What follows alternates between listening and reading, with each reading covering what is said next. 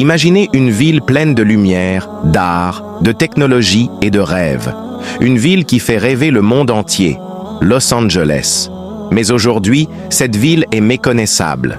Des flammes gigantesques ont tout ravagé. Pourquoi un tel désastre? Y a-t-il un message derrière ces événements? Revenons ensemble sur ce qui s'est passé et vous verrez que cette histoire est bien plus qu'un simple incendie. Los Angeles, c'était la ville des étoiles. Hollywood trônait fièrement sur sa colline, les plages s'étendaient à perte de vue, et la nuit, les lumières scintillaient comme nulle part ailleurs. Mais en quelques heures, tout a changé. Un incendie terrible s'est déclenché, détruisant maisons, voitures et tout ce qui se trouvait sur son passage.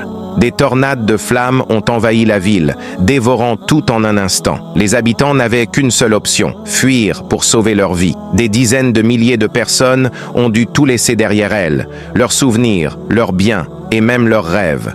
Mais ce qui est troublant, c'est ce qui s'est passé juste avant ces incendies. 2 jours plus tôt, Los Angeles accueillait la célèbre cérémonie des Golden Globes.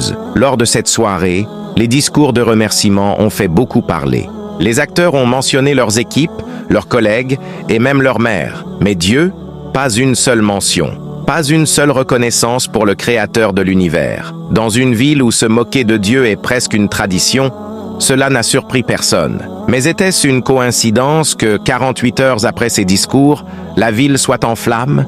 Alors, ces incendies sont-ils un simple accident? Ou est-ce un avertissement, voire une punition divine? C'est une question que beaucoup se posent. Ce qui est sûr, c'est que les habitants touchés par cette tragédie n'avaient qu'un seul espoir, la pluie. Ces victimes attendaient désespérément que l'eau tombe du ciel pour éteindre les flammes, mais rien n'est tombé. Subhanallah. Mais cette histoire ne s'arrête pas là. Pendant que Los Angeles brûlait, un autre événement marquant avait lieu. Fraîchement élu président, a fait une déclaration choc. Il a promis de créer l'enfer au Moyen-Orient face aux conflits qui n'en finissent pas. Subhanallah.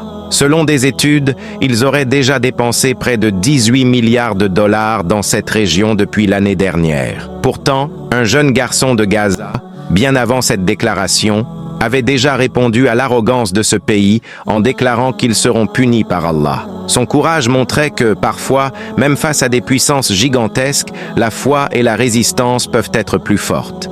Pendant ce temps, les incendies de Los Angeles ont causé des dégâts colossaux, 150 milliards de dollars de pertes et des centaines de maisons détruites. Ces chiffres font de cette tragédie l'une des catastrophes les plus coûteuses de l'histoire des États-Unis. Alors, que devons-nous retenir de tout cela? Ce désastre est-il un simple accident ou un signe? La réponse reste ouverte. Ce qui est certain, c'est que ces événements nous rappellent à quel point nous sommes vulnérables face à des forces qui nous dépassent. Et si ces catastrophes étaient un appel à réfléchir, à revenir à l'essentiel, à reconnaître celui qui contrôle tout?